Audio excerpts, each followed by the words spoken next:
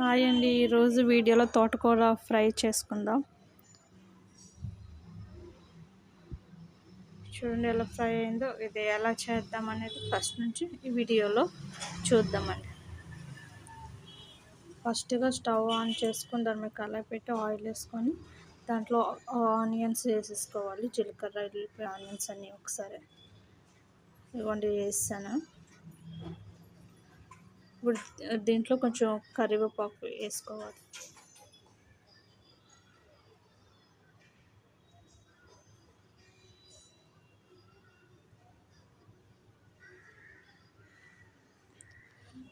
బాగా మిక్స్ చేసుకోవాలి వీటిని.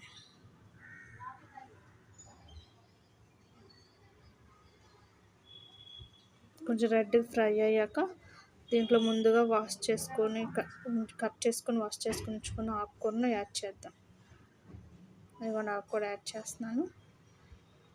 ఇప్పుడు దీన్ని బాగా మిక్స్ చేద్దాం.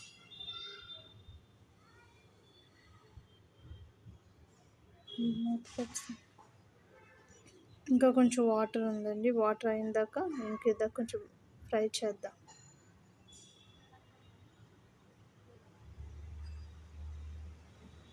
ఇప్పుడు ఒక హాఫ్ స్పూన్ల పసుపు యాడ్ చేద్దాం దీంట్లో.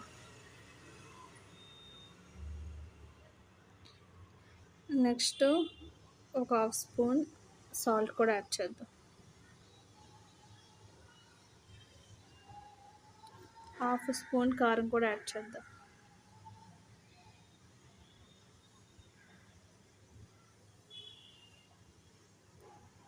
ఈ మూడింటిని బాగా మిక్స్ చేసుకుందాం.